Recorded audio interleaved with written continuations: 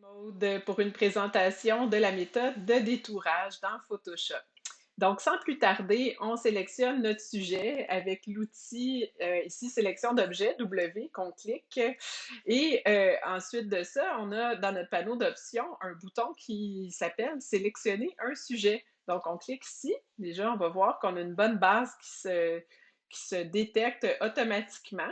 C'est parfait pour passer ensuite de ça en mode sélectionner et masquer. Donc, je clique le bouton suivant. J'arrive dans mon module de détourage où là, dans un premier temps, on s'entend que les cheveux, c'est le défi ici. On va pouvoir cliquer tout en haut sur le bouton améliorer les cheveux. On va voir qu'est-ce qui va s'effectuer. C'est quand même un petit raffinement qui n'est pas inintéressant. On va le garder comme ça. On va continuer par la suite.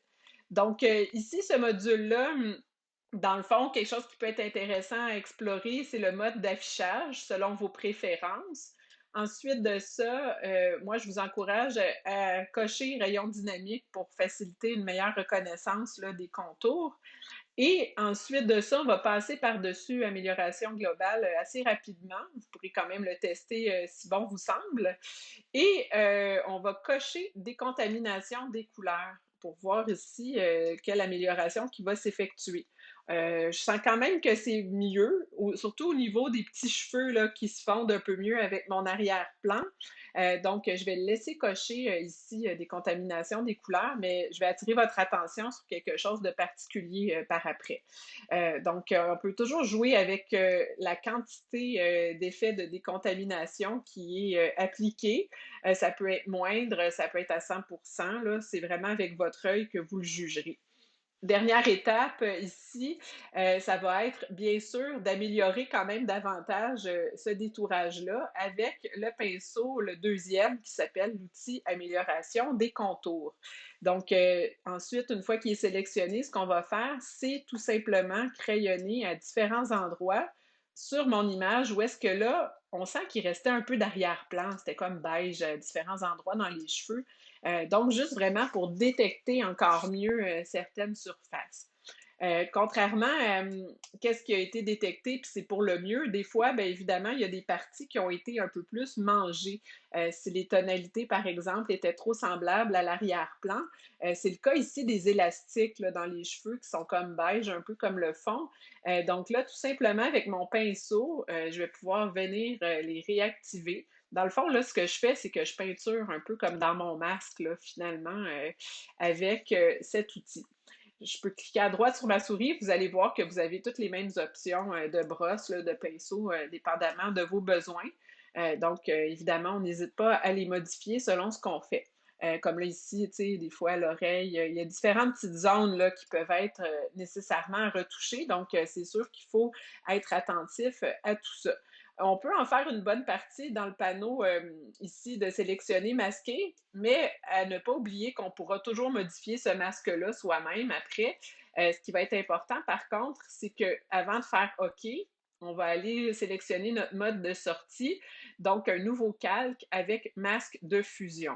Super important pour garder les traces du travail que vous effectuez.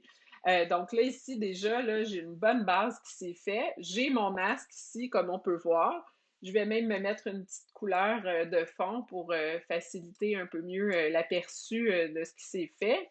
Donc, déjà, là, on n'est pas si mal en termes de détourage, en termes, c'est ça, là, de précision.